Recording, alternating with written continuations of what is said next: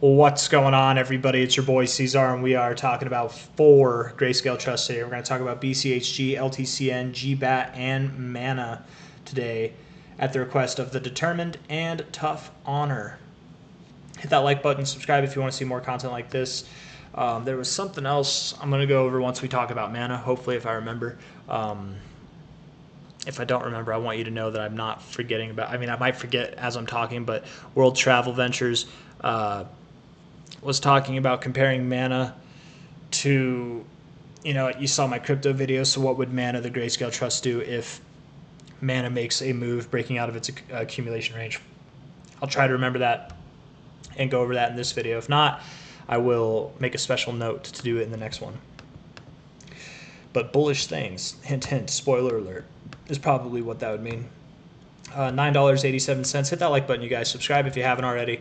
High to low.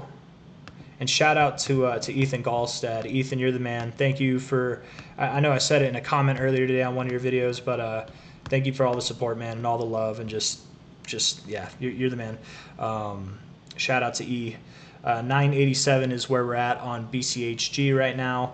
We did actually have a positive day. It is red, but if you look up here at the percentage, it's actually plus 0.5%. That's actually a green day because you gapped up, and then from the open you came down and closed, but from the previous day's close you actually closed higher. So it is a green day. It's a red day, but it's a green day, or a positive day maybe is a better word for it. I think you're not going to move lower. I was under the impression that you were going to move down to your 61869 area. I don't think you're going to. Especially with Bitcoin Cash looking like this right now. You guys, you're in for a wild ride tomorrow, BCHG crew. You Grayscalers are about to have a good day, a better day than you've seen. Well, maybe not. You've seen some good days recently, but you're probably going to see some new highs, man. You're probably going to be back above $12. Might be moving. I mean, who knows? Let's compare it to what it's done recently here. Hold on. Right, because Friday's where it closed. Friday down here. Where did it close on Friday though? Let's go all the way back here. I have to do this in my head real quick. Hold on. 6 closes at 4:30 or 2:30. So that would be 3.5 hours, right? So 3.5 hours. That's 2 hours. That's 3 hours. So it would have been here around this time, right? Let's just say around that price. This is where BCHG closed, is what I'm doing, okay? I think. Yes. Right now, Bitcoin Cash itself, and it's probably going to keep moving higher, man. Like, it's not, if it moves lower, it's still going to be up probably 10% from where BCHG closed, or more, likely more, from where BCHG closed on Friday. 14.4%. You're up 14.4%. Not that this has to move up that much, because right, Bitcoin Cash was up on Friday and BCHG only went up 0.5%, and Bitcoin Cash was up more than that on Friday.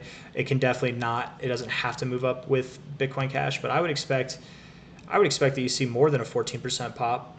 I mean, I think that you're probably going to jump all the way up to $12 tomorrow, man.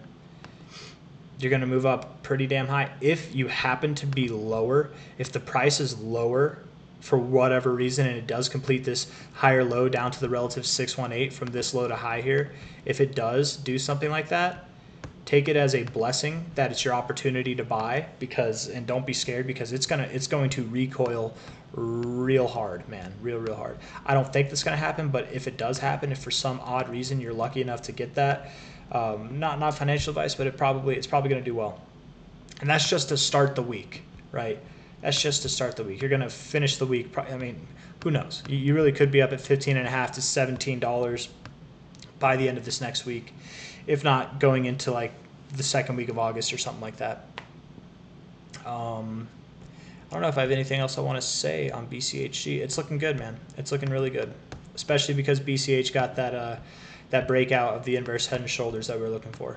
The next target area for BCH itself is all the way up at like $575. So that's a 54% move. Translate that into to this thing here. Why did I do that? Obviously, that's your closing point on Friday. Oh, I did. Okay, never mind. I'm sorry. 54%. I mean, who knows? You might be moving up to like $20, $19, $16, $17 by the time this thing's done moving up here. it depends. But yeah, looking good, looking really good. I'm going to stop talking about it. LTCN. Hit that like button, you guys. Subscribe if you want to see more. 1887 is where you're at now. Low to high. I don't know why I had that on there. I want the fib. High to low. LTC might not be moving either lower, right? Let's see. Because you've been moving up as well since Friday. I would expect they both get a pop. LTCN might not get as big of a pop as Bitcoin Cash, right? But in due time it will. It'll definitely have its moment, right? It's just chilling right now, but once it breaks, I think LTCN will really start to see a big pop as you move up higher toward these resistance points, and then once you break out, kind of like BCHG, before Bitcoin Cash actually saw new highs relative to this range, BCHG had already seen new highs, right? So I think LTCN, it would be a similar kind of idea that before LTC even gets to new highs, just moving up around there would be enough to send this thing to new highs. But relatively speaking, yes, you'll probably have a nice pop as well. You're at 1887. You might move up to like 22 bucks tomorrow, maybe even beyond that. I don't know if you move beyond 26 bucks. I'd really focus on this probably like $22 area, but if it goes lower, same kind of idea. If it goes lower, take it as an opportunity to get in at slightly cheaper prices. But hopefully a lot of you are already set. You're in, you're ready to go. You might not get the chance to buy lower. It might gap up tomorrow. And even at that case, you're still at the low of this overall range, right? You're still below the 236. So even if this thing's at like 22 bucks, still a decent price to buy. People get caught up in trying to catch the absolute low or absolute high, but it's like, man, if you bought anywhere in this range, if you sold anywhere in this range, you're doing fine, right? Like you don't gotta catch the absolute high or absolute low. Just catch the time frame, catch the area. Generally speaking, you might feel silly if you're one of those people that bought up here. You might feel silly right now. How smart are you gonna feel whenever it's up at like $100 in like a month or two from now, right? Like it's not a. And maybe it's not a month or two. You know, I got to be careful with my words. Maybe it is. Maybe it is a month or two. Like genuinely, that we're in that time frame right now. But it might feel silly. I get it. People want to catch the absolute low, or you think you could just squeeze out that extra bit. The reason I'm emphasizing on this so heavily is I don't want anybody to miss out on the next run. And if you try to squeeze out that next bit, what that really means is you're either going to buy in at higher prices, or higher prices, or higher prices, or you're going to miss out entirely. And I don't want to see that. You know, it's a perfectly fine area for anybody to buy. No FOMO, man. But that's just my personal opinion. I think it's going to move up higher. And the next areas to watch really are $22 to $26. When you're above that, $34 to $38 becomes on the table, and then $47.60 is your last line in the sand. When you break that, we're on to new cycle highs up at $75 to $112. See ya. GBAT. Grayscale basic attention token.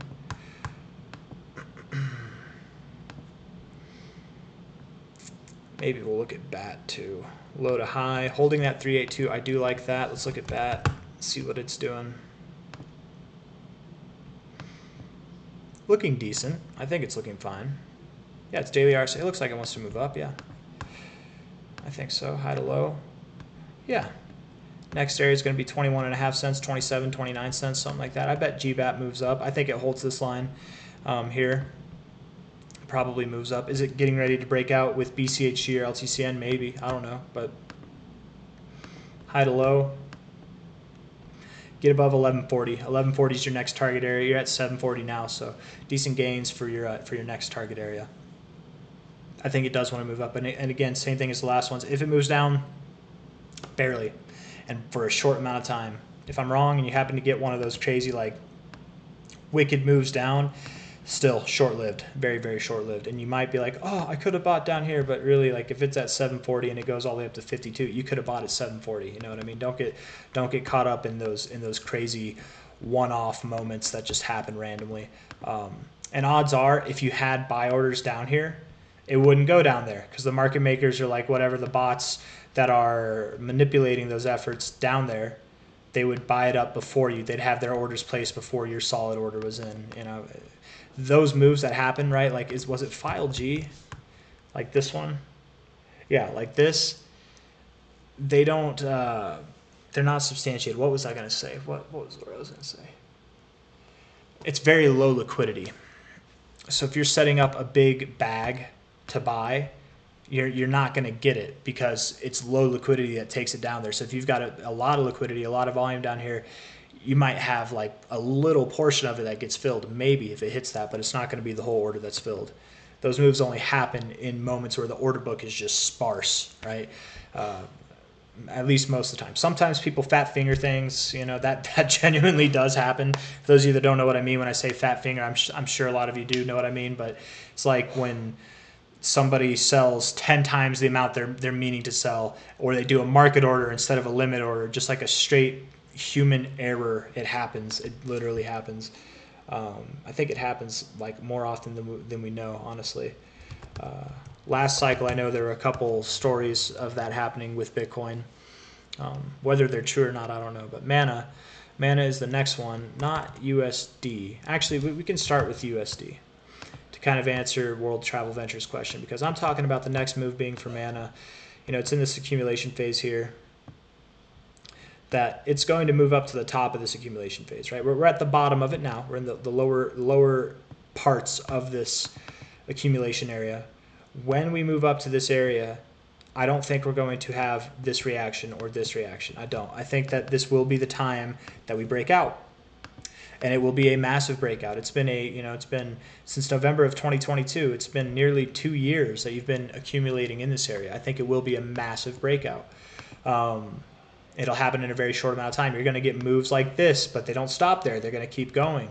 I don't think it's going to take you all the way to new all-time highs. I do think you will see new all-time highs, but from higher prices than you are now, you've seen crazy moves, right, in a very short amount of time.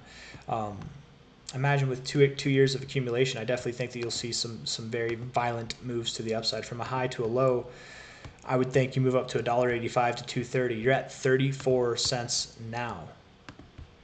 That's a move from here all the way up to 440% to potentially 570%, something like that. From the point of break, that's going to be a like 180% move to 130% move, which compared to this week over here, which was at higher prices again, actually the low itself was basically right at the topping points of this.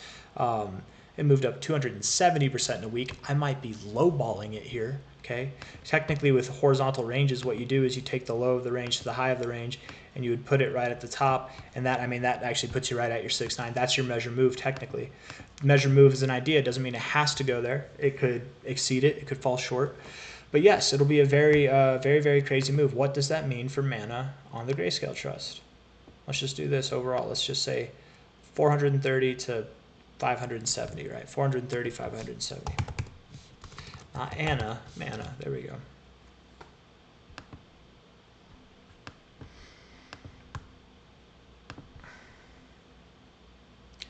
Well, that's 430,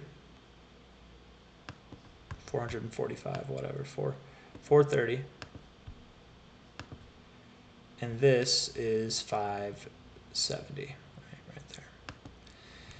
This high right here came in on March 11th, the week of March 11th.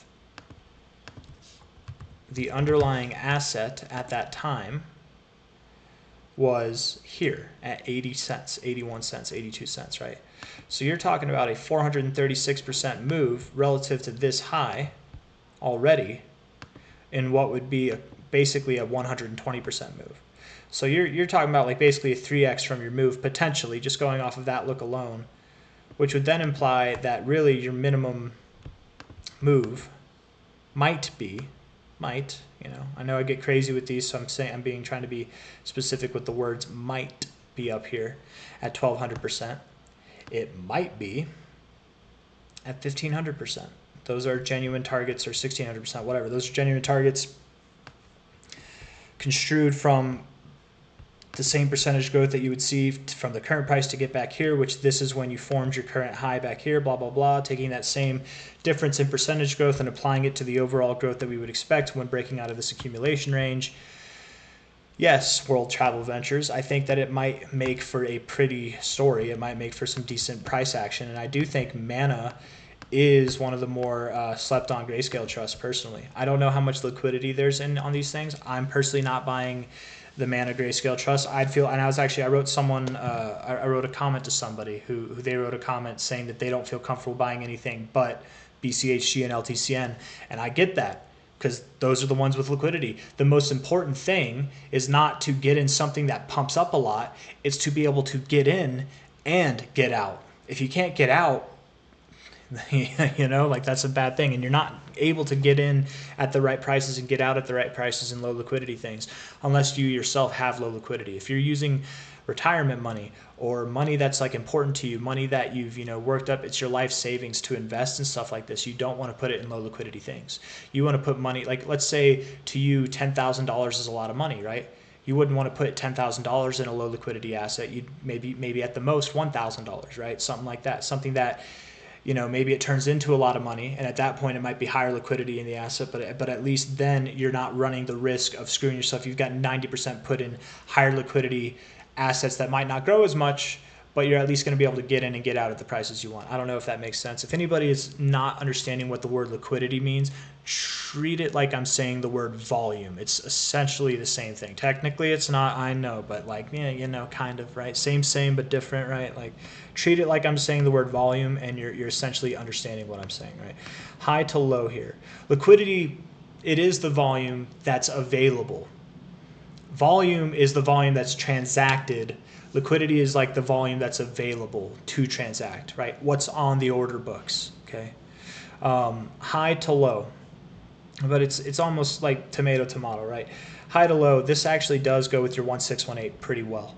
That goes with your 1618 pretty well. You absolutely could see your 1886. In fact, I wonder what we did from this high to low here. You hit your 1886. You actually closed out. I'm going to delete this so it's a little bit easier to see.